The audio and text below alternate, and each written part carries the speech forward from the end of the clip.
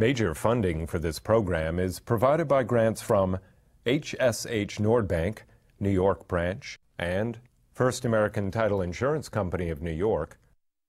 Additional funding is provided by grants from Signature Bank, Perfect Building Maintenance, the Witkoff Group, and the Engel-Berman Group.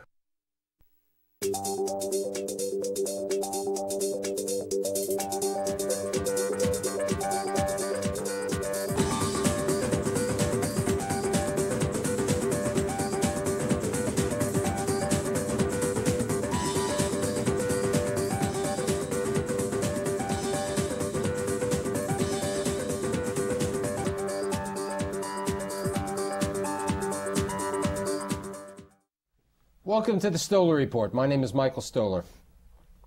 There's been a lot of developments in Lower Manhattan. Unfortunately, 5 years ago, the Trade Center fell. In December of 2001, the New York Post had an article saying that Lower Manhattan, people are fleeing Lower Manhattan like fleeing the Titanic. That's not the way today. 5 years later, Lower Manhattan is dynamic. And I'm very fortunate today to have probably the most prominent individuals responsible for the development and changes taking place in Lower Manhattan. And I'd like to welcome Stephen Witkoff, President and CEO of the Witkoff Group. Raymond Chalmney, President and CEO of Broad Street Development. Carl Weisbrod, President and probably CEO of Trinity Real Estate. Ken Swig, President of Swig Equities. Joseph Moynihan, CEO of the Moynihan Group. And last but not least, I got to remember, Josh Zamir, Principal of Zamir Equities. So what's happened? You know, 5 years ago, the city was in trouble. At that time, 5 years ago, Carl was the head of the Lower Manhattan bid. What's happened? Stephen, you're converting properties. You buy properties at 55 Broadway. You own nearly everything. You want to compete with Mr. Moynihan over here with 5 million square feet. You're converting. What's happening? Why does everybody want to be in Lower Manhattan? Stephen? It's just wonderful things have happened there. There's been a great coming together of all the electeds. I think the governor has been very proactive, the mayor. Shelley Silver, who in my opinion, I was talking to Carl about this before, doesn't get the credit he should get, has been one of the greatest cheerleaders this city has ever had for that downtown community. Huge injection of money down there. The values are off the charts. I can't buy down there anymore. And people really want to live there. It's just Manhattan. It comes together at its narrowest points, and I think when they begin to use the river even more, it's going to be very, very special. Carl, you lived many years in Lower Manhattan. You were responsible for the changes on the 421-Gs. What have you seen? I mean, you've been there with the good times, the bad times, and as you remember, you know, it may be the start of the new season, but everybody has to interrupt a little bit. You know, I like it, the little interactive show. Well, you know, before September 11th, 5 years ago, Lower Manhattan was already in the midst of a transformation from a 9-to-5 business community to a mixed-use 24/7 neighborhood. Obviously, September 11th interrupted that momentarily.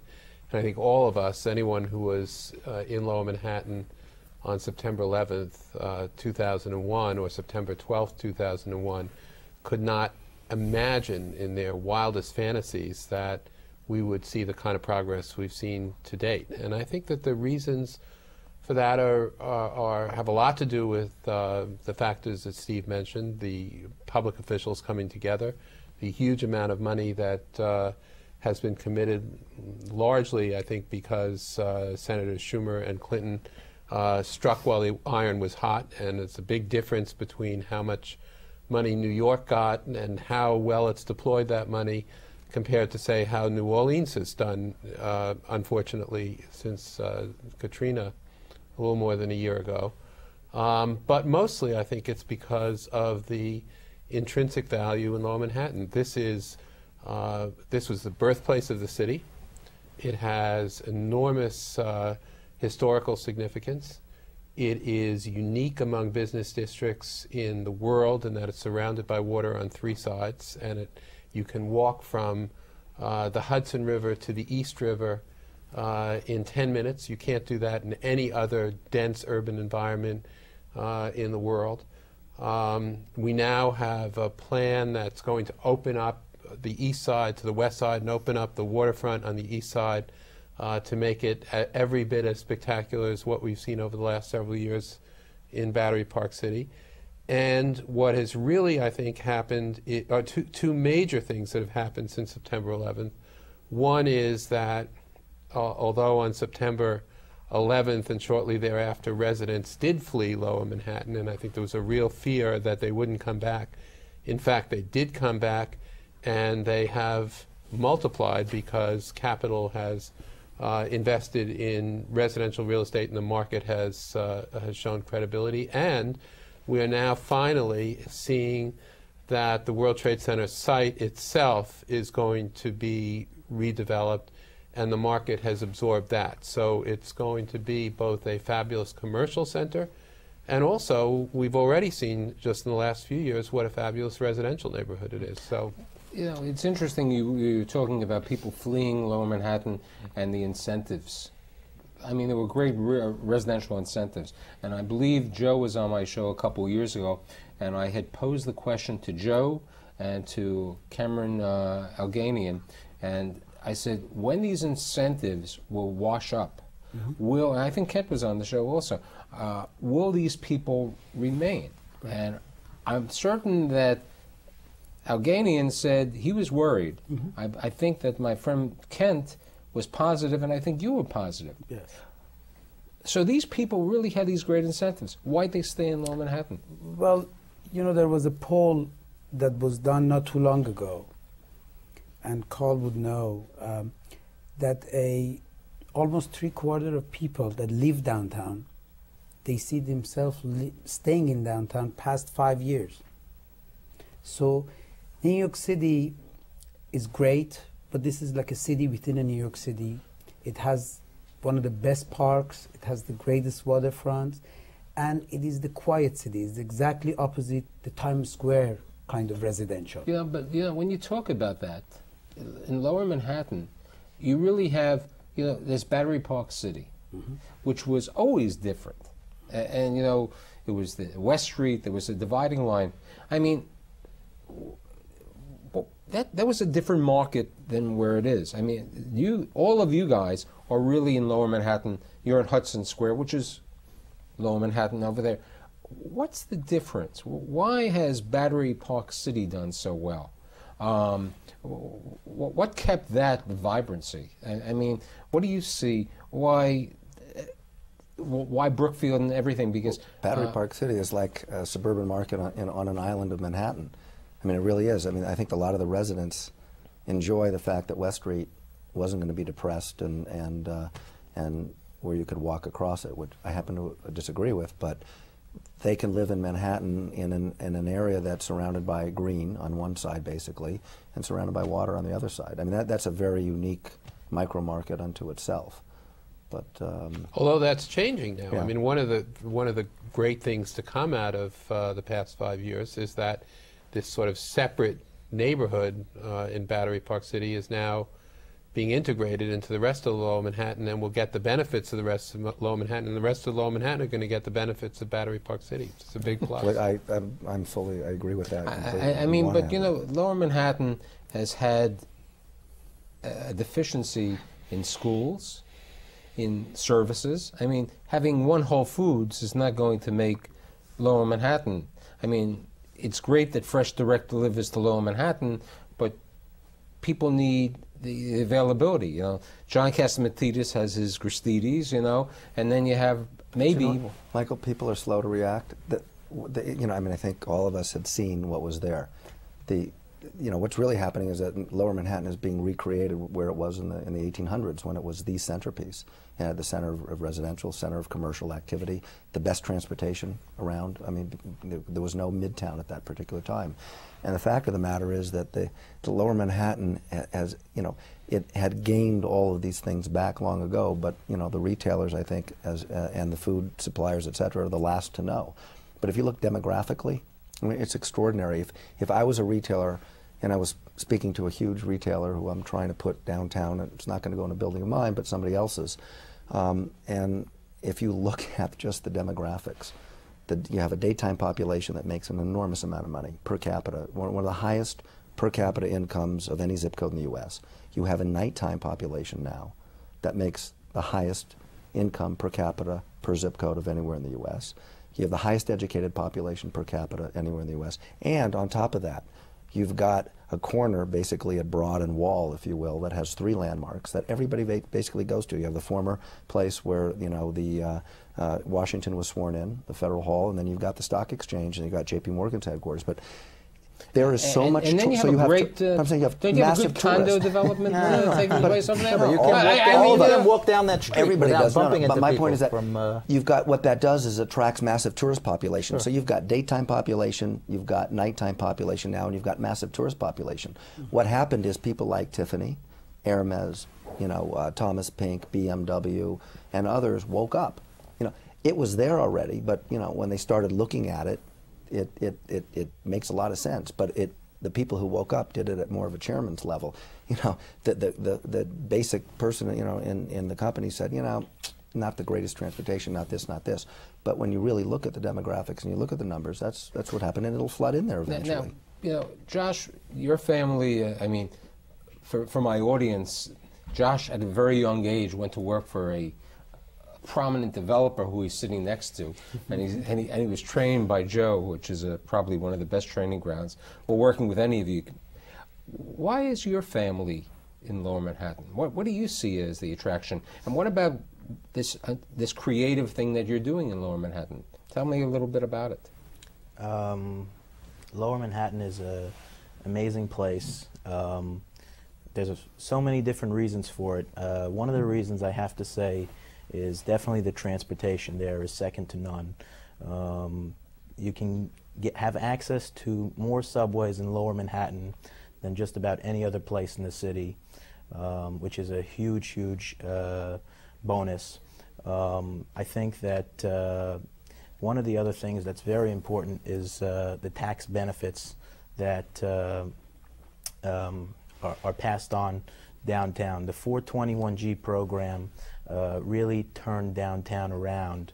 And for my audience, Carl, you created it, and then I went, Josh, would you explain to my audience what the 421G program was?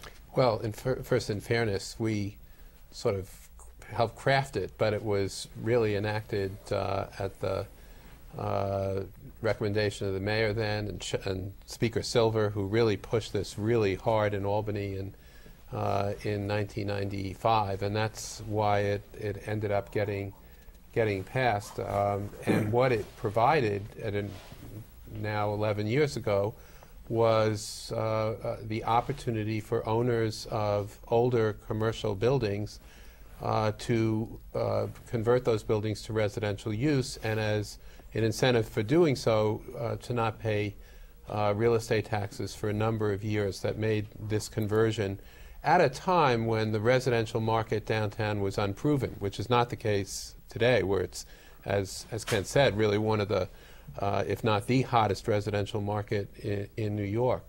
But the advantage of it was that this older commercial property was mismatched with modern commercial needs, because Lower Manhattan, because it was the oldest part of the city, had old buildings with very small floor plates and with spaces with a lot of columns. And the heart of Lower Manhattan's business community are financial services companies that want big fat floor plates and column-free space. So the opportunity to take this space off the market from an unproductive use and transform it into a productive use really ended up benefiting everybody, especially the city. And people like Joseph, How many buildings did you convert during that time, which were obsolete or Class B office buildings to residential? We converted under the same program over 2,000 apartments. But Michael, this is also a great result of the market in Midtown being very tight, that pushes the apartment renters, apartment condo buyers, and also office building tenants towards downtown. I think that has a lot to do with it, and that's why when you see the tightness that are very, very low single figures vacancies in office and in residential, people tend to come downtown and want to buy a condo, want to buy a residence and live there and work in office area. And now with the tourism, it brings a whole new array of stores and hotels and tourist-related kind of uses Can I tell you as one, well. The other thing, but now it's grown. I'm just saying now it's grown to the point where if you look on a per square foot basis for rents, they're higher than a lot of other places in Manhattan. Yes. Right now, and for Steve residential Witkoff, for residential rents. Okay. So 2 years ago, comes on the show. He says the best alternative to buy was in Lower Manhattan. Right? Didn't you say that? yes, I was there. And Steve Witkoff said that was the greatest thing. Yeah. And today, as you say, the rents are higher in many aspects, and the sale price of units. I mean, when Shia Boimel-Green took 15 Broad, and he was on the show sitting in Ken Swig's chair, and his lender was sitting with Carl Weisbrod's chair, he said, "I think I was crazy to spend $100 a square foot for this building."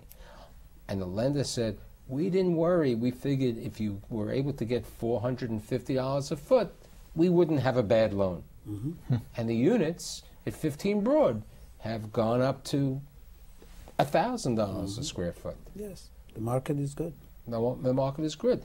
Now, what are you doing? You're doing. We have all these interesting people, but you're taking a building near Swig Country, Moynihan Country. It's like you're going on Broad Street. I mean, it's like Broad Street and Wall Street are no longer office buildings, right? Broad Street has become a pedestrian walkway as far as we're concerned. It is an unbelievable street. We are converting a building 2 doors down from the New York Stock Exchange, which historically was where the American Stock Exchange started, and we are converting it to 170 apartments, and we're also going to have some office, and unfortunately, since it's not approved yet, I can't get into too much of the details, but you know, like some of the gentlemen over here, we believe that downtown is really the best place for value. Then why aren't you converting the entire building? Joe's taking a building at 95 Wall, Yes. and which is an office building now, and you're converting the entire building. Why are you converting it, and why aren't you converting the whole building? There's a max out on the FAR that we can do over there, but I think now that the 421G program is pretty much expired, meaning nobody else can get building permits by June 30th, I think Past June 30th. Right, June 30th, 06. For what, that special tax? Yes, abatement. So I think that tenants who buy in the buildings that are coming online are going to get an unbelievable value that really doesn't exist in other parts of Manhattan, where they're going to have significant tax benefits. Well, and hopefully I across the think street there'll be some good ones too. exactly. So I think we all realize that. There's always a little advertising going on. Now, Ray, you went downtown. Your first property in downtown. I've been downtown. No, you've been downtown for many years. But when you started Broad Street with your partner, your first property was 61 Broadway. What attracted you there, and what's happening at 61 Broadway? And recently, you just bought another building at 55 Broadway. I know you don't like to walk too far, but it's convenient. But what attracted you? Swig walks all over. Yes, we know. It's obviously, listen, it's the value downtown is just tremendous. I mean, you look at any of the values for some of the midtown properties versus downtown, it's staring you in the face. Now, I've been downtown for a while, and I'd say 3-4 years ago, we were struggling to get rate increases. It was, while Midtown enjoyed some tremendous growth, we were fighting very hard. The residential aspect helped tremendously. You had a lot of buildings that were, like you said, some of them were obsolete, some of them the owners didn't want to put the money back into them to make them, more modern for today's user, like you said. And by taking off that supply, it also helped change the dynamic by putting residents down there. You never had that besides Battery Park, and like Kent said, it was, suburbia, Battery Park. As far I've never walked there from my office, and because of what you had, the West Street. And now the residents, I go for lunch, and there's people down there. There's tourists. There's people that live there. And I think you have a combination of what's happening as far as tenants Midtown that are staring down the barrel of a pretty high rate increase on their renewal leases, either through just natural economics, or people that have paid pretty prices for some of these buildings and have to pro forma them at higher numbers. And we're starting to see some amazing rent growth that I'd say, I don't know, Kent, what you've experienced in the past 6 to 8 months. I think the $30 psychological barrier was broken somewhere in between there on some also, of the... you can't fall out of a ditch, right? I mean, Right. It's been difficult with, with the pricing. It's extraordinary. It's I think once you got above a $30 level, I think something changed where it's taken off. And downtown, there's less of the B product, like you said, the B plus and kind of A minus product. World Financial filled, I mean, that's a story in itself, backfilled all their space that they, people thought nobody was coming back down there. But it's interesting, the discrepancy in rents right now between Midtown, and certainly was about 5 months ago, it's catching up a little bit, but between Midtown rents and downtown rents were as great as they've ever been Staggering. in the history of New York City. And I know we were talking to a law firm the other day who was going to move downtown, and they kept, we need to talk about rent, and I said, guys, let me have 5 minutes of your time and explain. You're looking at a rent today, forget what you're going to renew for. And I said, what's your number one problem for getting money of coming downtown? And they all said transportation, which is a fallacy, frankly, because you've got more railroad track per square foot than any other city in the U.S., including Midtown. I said, so we'll eliminate that problem very easily.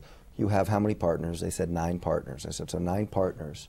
And the difference in rent that they're going to pay downtown in a new build out versus what they're currently paying, not what they'd even renew for, was about $900,000 per partner per year.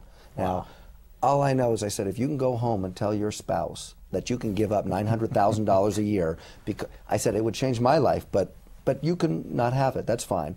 And I said, but you only can keep $700,000. We're going to keep $200,000 per partner because we'll go buy a brand new Mercedes for you and a car and driver, right? And a parking spot downtown. So transportation will never be. Is that how I lost that deal? It's like, but that's what you're talking about. I mean, how could you, as a private company, honestly, today, not take advantage of that? I mean, that's a lot of money. Tremendous. I mean, Steve, it was a done deal. It didn't matter what the rent is. This is talk gross dollar savings. But you relate to that. Steve Witkoff has the Woolworth building, one of the classiest buildings downtown, and what are you doing with that? Buildings anywhere in the world. But what are you doing with that? I mean, you were going to build apartments, you were convert it.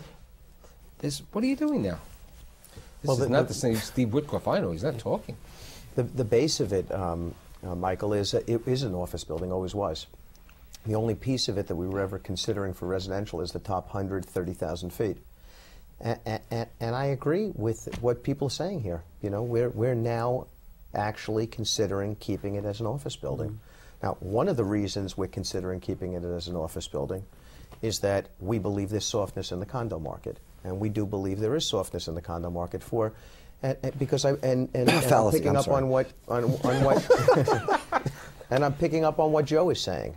And by the way, I don't mean in downtown. I mean generically, there's softness in the condo market. Interest rates have increased. There just has to be. I mean, you have to sort of be myopic not to think there's not. But I believe downtown traded a lot on the spread between midtown pricing and downtown pricing. Everybody wants to make a real estate deal in this town. It's the nature of New York City. Joe, I remember me and you talked once. I said that when I graduated from law school and I went to work here, all I ever dreamed about was owning a condo. Yes. Why? Not to own a condo, because I was not making the economic equation between ownership and renting. I wanted to own a piece of Manhattan. I dreamed of it. And that's, for most people, their first ownership experience. And you know what? And by the way, you could come downtown, Michael, and you could buy cheap, and people felt there was a real estate deal. 2 years ago, you said that was the situation. That you can't. And by the way, and today you say to me you can't. And I still believe it, but I believe that it is not as, you have to be a little bit more forward thinking. For instance, there's massive money coming into downtown Manhattan today, more infrastructure dollars than any part of the city today. And transportation is only going to get much substantially better. When they build out the piers, it's going to be an amazing place. Just I'll give you an example of 10 Hanover, because 10 Hanover is a good example. I'm not pumping my building, it's a rental building. It's 500 apartments, fully leased. We put the building into the ground. We wouldn't need a 421G there. And that's why it's sunsetting, by the way, because people now understand you don't need a 421G downtown to build. But we put the apartment into the building into service. We pro formed $41 in rents. We got $47.35. Okay. Most of the building was one-year leases. We recycled the whole building. I'd like you to explain that to the viewers. So if somebody was going to rent a, how large is a one-bedroom? Let's call it an 800-square-foot apartment. Fine. An 800-square-foot apartment, basically $41 or $42 means it's $32,000 a year. $32,000 a year. $32,000 a year is about $2,600. $2,600 a month for a nice new apartment. To start a one-bedroom apartment. Now, in fairness, with an enormous amenities package. That's what we pro formed. We got $47.35 a square foot. We now have and turned. It rented in no time. Well, we were told it was going to be a 9-month lease up. It was a 3.5-month lease up. Extraordinary. Then on top of that, we now are recycling. I mean, this is a 500-unit building, not an 80-unit building. So we now have recycled 375 apartments. We have turned. We're now getting $54.35 a square foot, and we're not last dollar guys. So we actually zero vacancy. And by the way, and we have zero vacancy in the building. People want to live downtown. That's what they're paying. And by the way, Michael, I want to tell you what this building reminds me of. You know what this building reminds me of? It's interesting. Reminds me of the buildings on York Avenue when Glenwood built them. Right. And when that was an emerging neighborhood. Yes. College kids, NYU students.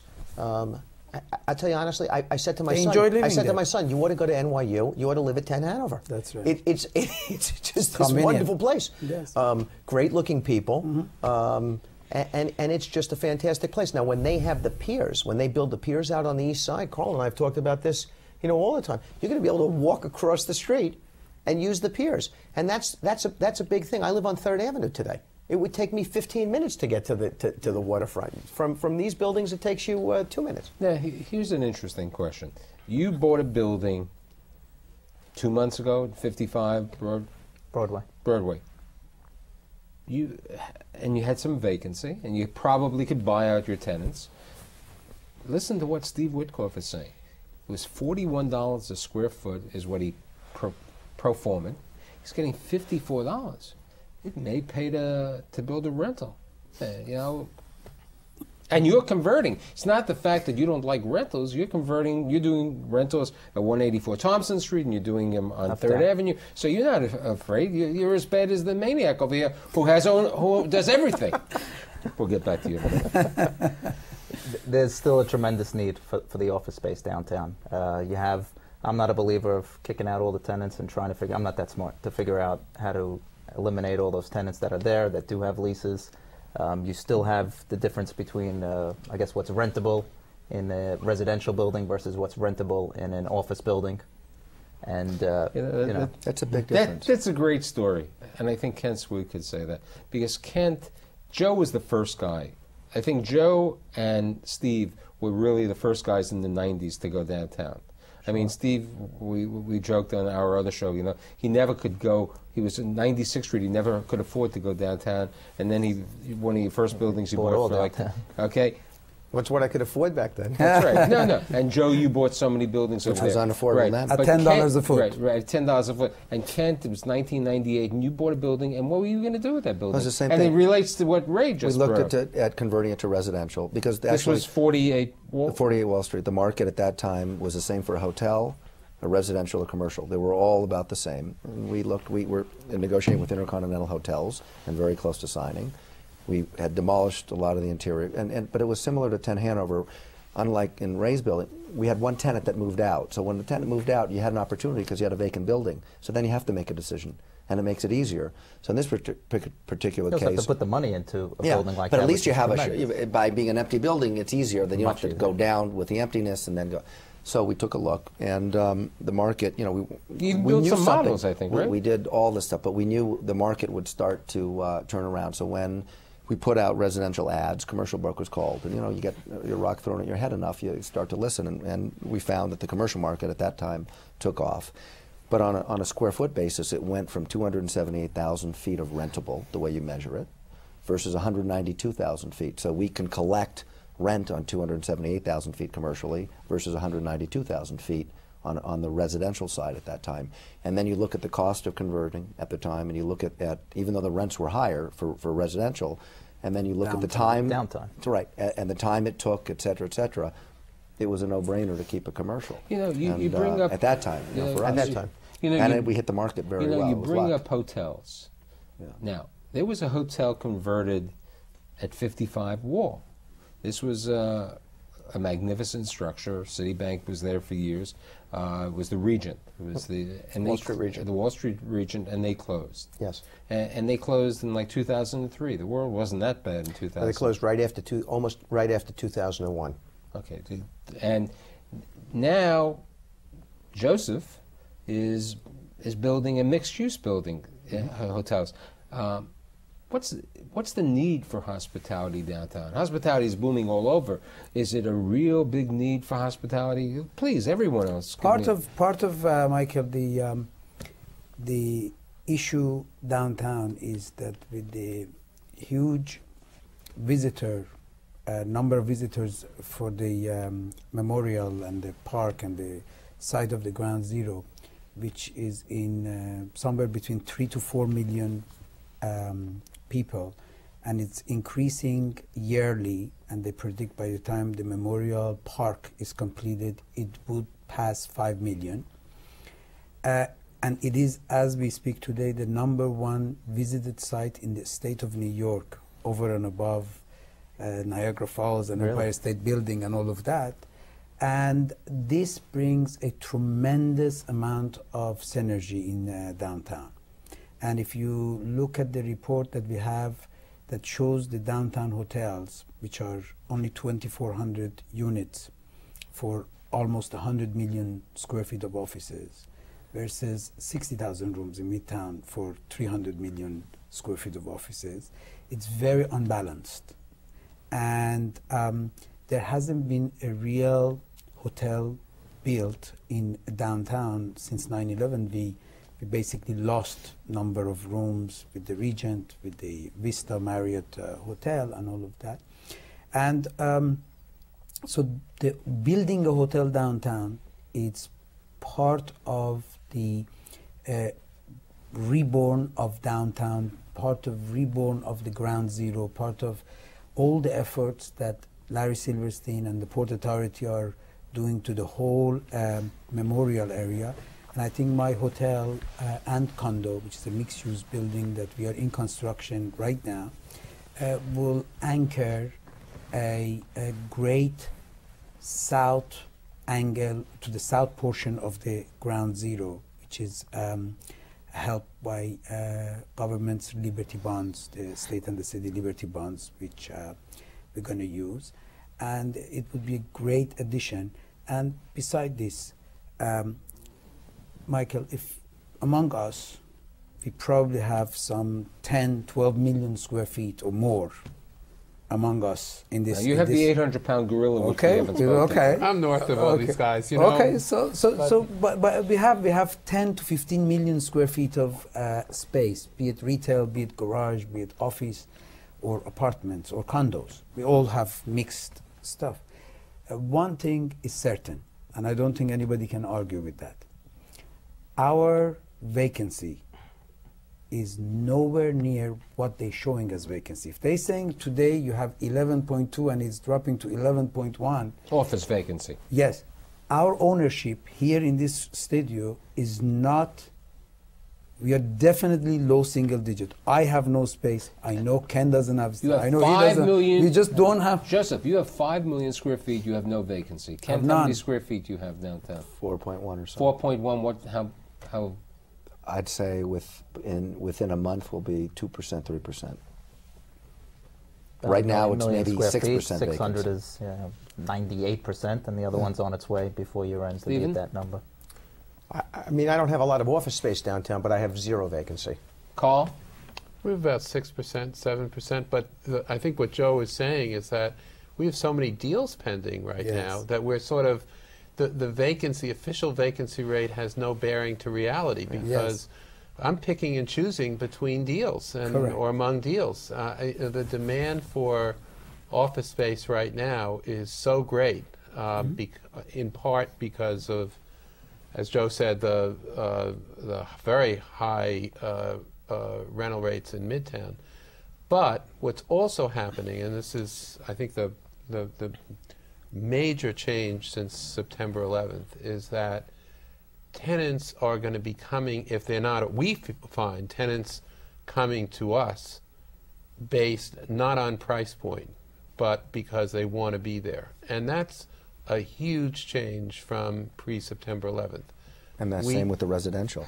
And They're I paying think a actually premium to be downtown. the residential very has different. actually to some extent caused this. I've always said that, in my view, the residential is a means to create a great office district. It's a means to an end. It's not an end in itself. And I think that's what's happened, is that the residential has created an environment, a unique community downtown. Yes, Lower Manhattan, in terms of economics, is still compelling, extraordinarily compelling. But at the same time, people want to be there as opposed to have to go there because of economics purely. And I think that's a big difference. I mean, our rents, for example, in B office buildings, some B plus office buildings, mostly B office buildings, are actually higher than downtowns, than financial district, significantly higher. And why is that? And it's because now increasingly commercial tenants are picking neighborhoods. They're picking neighborhoods based on their business interests and what kind of employee Sears they're and prepared to attract. Kmart moved into your site. You know, Sears is, yes, Sears moved into our space, but it's more for us a market of bringing creative tenants of one sort or another. The Weinstein brothers, media companies are moving in, architectural firms, graphic arts They all firms, want to go to Witkoff Cipriani's. advertising companies. I mean, the sweet spot. It's a residential building. The sweet spot for us is really the growth area of New York City's economy for the next 30 years, and that's a knowledge-based economy. And the reason companies are looking to us, and I think looking downtown, is not just because of price, it's because this is where they want their companies to be for business reasons. And one of those business reasons is an ability to attract the kind of talent that they need in those companies. And one of the things that makes it easier to attract that talent is because people can walk to work. And there's no greater perk than living in an urban environment and being able to walk to work. There's nothing better than that. I agree. Not only for young yuppies, but I just have to say for young mothers who are still in the workforce and have historically had to make the sort of wrenching choice between childcare and staying in the workforce, to be able to walk to work, to go home at lunchtime, to see their kids, to juggle their careers and their home life. It's fabulous. Michael, isn't it wonderful that Larry Silverstein, with partnership with Port Authority, with our very low vacancy, if we are any indication of the market, probably the rest of the market downtown is the same. isn't that wonderful that they will build those buildings, they bring the right tenants downtown? Not to say that we don't need hotels and apartments and shopping centers and stores also, but isn't that wonderful for downtown to bring that synergy and make downtown a better, bigger, more modern, state-of-the-art downtown with Class A buildings and those kind of It's definitely needed. It's definitely needed, but partially, and we spoke about this before prior to the show with Carl, aren't we putting a lot of governmental offices in Class A space? Isn't part of half the Freedom Tower, not Larry's building, not 7, but aren't we talking about putting in 50 to 60% state offices who have a reason to pay less rent, to possibly go into B space, to be going into a Freedom Tower? And today we see in the newspaper, the guy from the Port Authority says, we've been there enough, we're not going into the Freedom Tower? Isn't that possibly wrong? I understand exactly why a law firm should go down there, or why everybody should. But do you think it's right that we have all this governmental space taking this space? This is what happened 30 years ago with the Trade Center. The Trade Center was a failure at the beginning. But if you you can balance it out, but also you have to look at the bigger picture. The idea is New York City as a whole is gaining a tremendous amount by occupying these buildings and building these buildings there. So, on a penny-wise basis, right, is it cheaper? Could they find cheaper space? Yes. Always. But wait a second. Today, I was on the phone with Jerry Cohn of Tishman Speyer Properties. Right. They have this major complex that they're planning to build in Long Island City. MetLife announces that they are probably moving to Midtown, leaving Long Island City. He said, the door closed on our deals. People have decided they don't want to go to Long Island City. It is a borough. It's convenient. Not as, like Josh says, you don't have the transportation. But there is Long Island City. There's a place called Brooklyn that's very nice, that's booming. Do you think Brooklyn is less expensive than downtown? I don't think so necessarily. I think Queens is more expensive than downtown in some places. I think the governmental tenants are just merely a safety net for those buildings. Yes. And I think what you're going to see, Michael, it's a and by the way, and I don't own those agree. buildings, but I think you're going to see, I wish I did, by the way, but You got a nice educational institution in the Woolworth building. And I commend Larry for staying with it. I agree with you, Joe. But I'll tell you this, I think what you're going to see is, and this is the nature of downtown, anyone who started, I started in downtown in 1994. And it's always, a sell job to get people to focus on downtown. I'll tell you just anecdotally a story. We did 55 Wall Street, and I bought that building with Giuseppe Cipriani from Sidney Kimmel, who was a friend of Giuseppe's. That's how I got into the deal.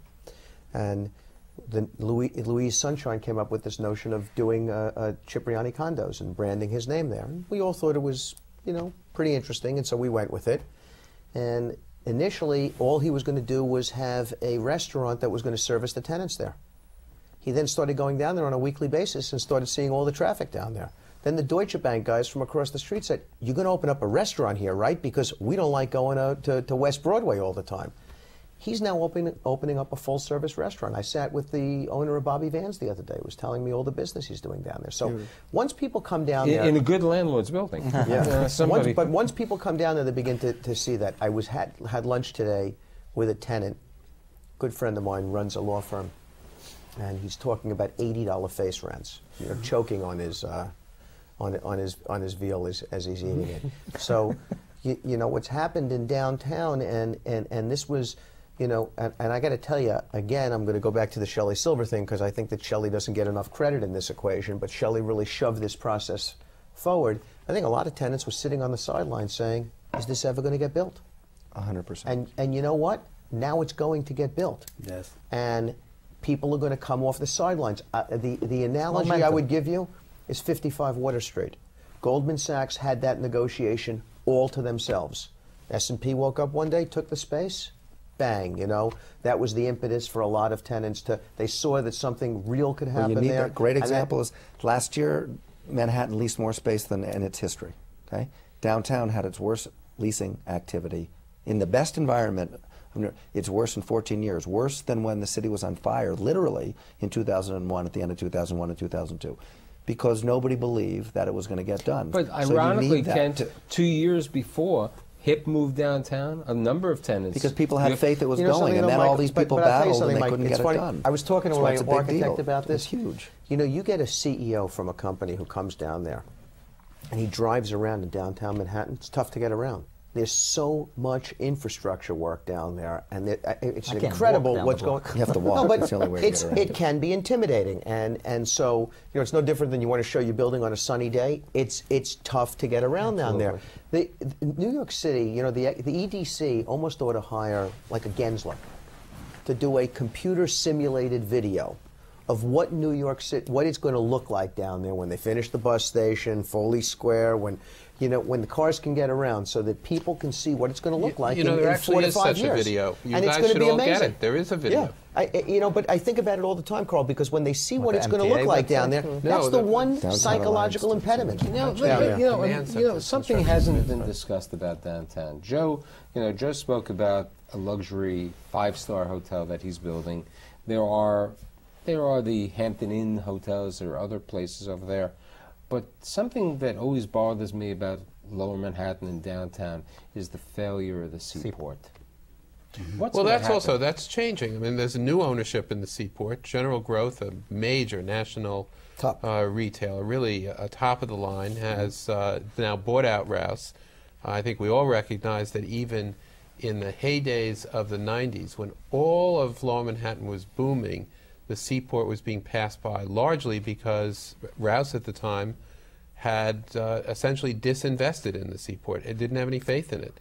And now we're seeing, I actually believe that the single best neighborhood to live in New York City in the next 5 years and beyond will be the North Seaport area. It is going to be the most expensive neighborhood, the most exclusive neighborhood, the best neighborhood in all of New York City. And that's why Joseph is taking a building. And I love right Carl, over there. and I love Carl, but I have to argue with him that I like the west side better than the east side. But- Though I have 3 million square feet on the east side, but I think the big synergy will be on the west side with the redevelopment of the World Trade Center. And you So know wait, you're what saying better? the synergy is going to be on the west side over there. Right. Carl's talking about the East- seaport area, Which is the east side. the east side. But what better for downtown than people like me and Carl arguing which side is better? I love that.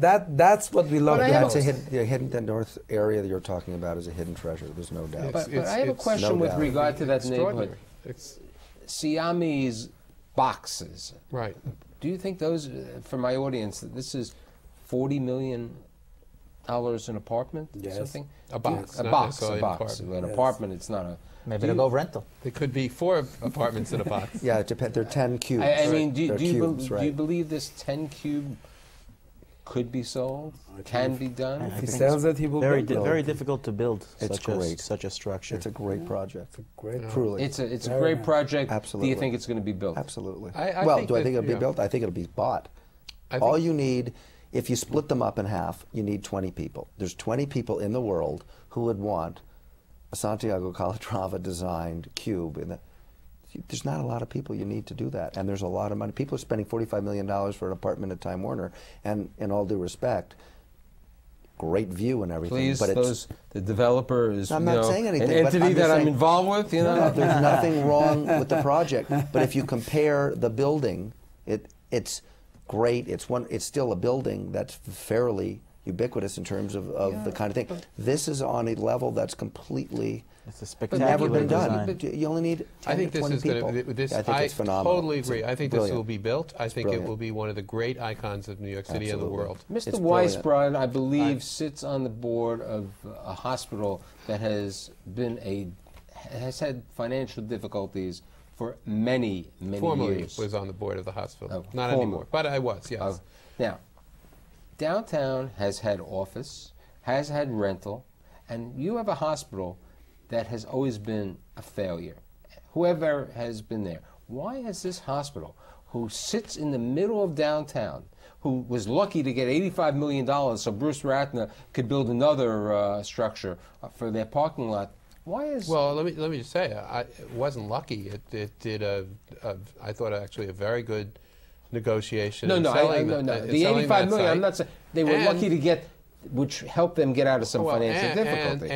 And that, talk about other iconic projects, that's also going to be a Frank Gehry design apartment complex that's going to also very much strengthen downtown. It's also the only hospital, by the way, that has any kind of bio and environmental emergency room, period, in all of Manhattan. So that this hospital that's not doing so well actually is on the cutting edge of a lot of new things. And let me it's just completely turned around. You know, this is not the subject of this show, but the healthcare system in this country and in this city and in this state are in a terrible crisis, and virtually every hospital in New York is suffering. Now, New York Downtown Hospital is joined up with Columbia Presbyterian, which I think is a very good thing. I think, as Ken said, this is the state-of-the-art emergency hospital in the city, perhaps in the country. It's of critical importance to the business community downtown, particularly to traders on the New York Stock Exchange, which unfortunately suffer a disproportionate number of acute coronary incidents. Thank God New York Hospital is there. But in fact now, and largely because of this sale for this new Frank Gehry building, we'll have the resources necessary to start serving a very different population, which really hasn't been there before, and that's this residential population. It's a young population, it's a rich population, it's a population which is going to start, if it hasn't already, giving birth like crazy. And this hospital is the only hospital between the tip of the Battery and 14th Street on either the east or the west side. $4,000 a foot, Michael, which is the cost of putting up a building in downtown or midtown or wherever today. That's basically the cost between your land, between your trades, your hard, soft, and all the marketing that goes to every building. $1,000 a foot. And it cost the same in downtown than it would cost anywhere else in this country, basically.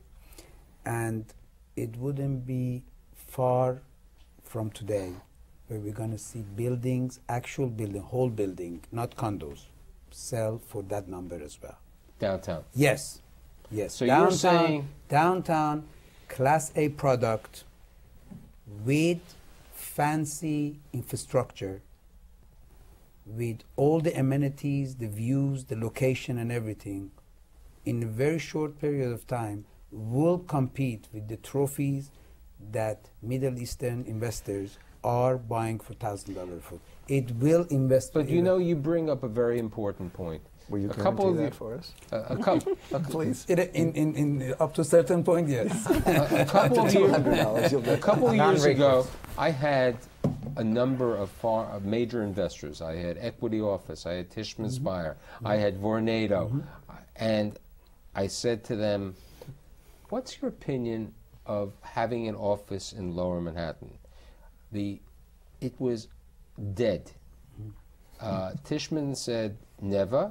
Vornado said, I never want to be there. If I can say, I mean, so you're saying Mr. Dubai, the boys from Dubai or the other areas are going to come downtown. I know somebody has 4 million square feet, and another 5 million, and they'll never sell because the church never sells. No, it's an entrepreneurial place to play right now, to invest. I think what Joe is saying is that within if a you couple look of at years, it, it's going to become more institutional, and it'll be far more accepted. Let me tell you, when we were investing at the very beginning, tell me, I had to beg a bank, forgetting to lend. They wouldn't even come down to look. I said, don't even, just assume you're never going to lend the money. Just at least look. And it was, I mean, as Steve said, everything you did was a sell job. But I think it's a different market exactly today. Now you actually have saying. banks competing. When Shia Boimel Green bought 15 Broad, you couldn't get a regular bank. You had to go to a Fremont or a Chorus. You had to go to banks. Like who not a were- regular bank. They're good banks. Banks who would charge a little higher. Yes, You couldn't get a traditional M&T bank But today's or a New changed, York Michael. Community Bank. And But today, Michael, it was lack of vision. Norfolk, It was Norfolk lack of loves vision that was going on. Truly, it was there. I think Where- you Just have, that the people it's didn't like, see it. what's the book? The Tipping Point. It's momentum. If you add everything that everybody said, there's a momentum that's going on. You have to be blind not to see it. And each thing that keeps stacking up, it's the train is moving, and it's a matter of people getting on board. Those guys also didn't own anything down there, Michael. So it's Yes. hard to talk about it in glowing terms when you don't own it. And no, I don't for think an- they didn't for want. an I don't animal, think. they and did I- so and- right. You're right. And They don't wanna be candidly, there. I Because don't we think. breed that area. And But Equity candidly, Office bought I don't think 71 that Broadway. I don't think that any of them, the big Equity guys residential. out there, people much larger than us, the institutional owners, I don't think any of them would hesitate today to get involved in the World Trade Center. And in my Yes. opinion, Or you know, any that's a other- lot of what's been going on or with any other with, project. with Larry out there. So we have JP you know, Morgan is a partner of ours in one of our buildings. I mean, it's relatively institutional, pretty smart, bright people. But They love it. there's it's a different program now. Yes. Kent, I got a call the other day from a very, very large broker who we all know and love very well. And he called me up on the phone and he said to me, would you be interested in selling 10 Hanover? I have a REIT that is looking to buy it. Sure. It's a REIT that's been doing a lot of buying throughout New York City. And you know, your building is a very fine building, and they're considering actually making their first foray down to downtown Manhattan. So the banks have been down there for quite a bit of time, by the way, Michael, just so you know. 10 years, really. They really It's, have. By the way, I borrowed from Euro Hypo Bank. That might be the largest construction lender in the country. They did 10 Hanover, multiple, you know, they've been on every... loan with a bank in about 8 days from now, and you know, we thought we were going to get more securitized kind of money, but we ended up with A regular bank.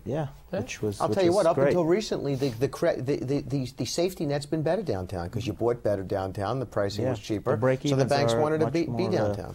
You know, it's hard to believe that we're 58 minutes, but it's wonderful that 5 years in my sixth season, the change of mood from when Carl Weisbrod and I were on radio and everybody was gloom. Downtown is growing. It's a great market. It's the third largest office market in the world. It's a great place in the country. And I'm really happy that I had the deans of Lower Manhattan and also the real estate community to be my guests today.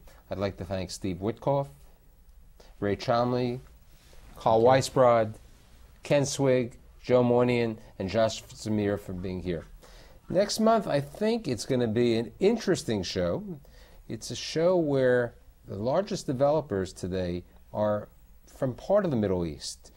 I'm having a show on Israeli developers. See you next month. Thank you.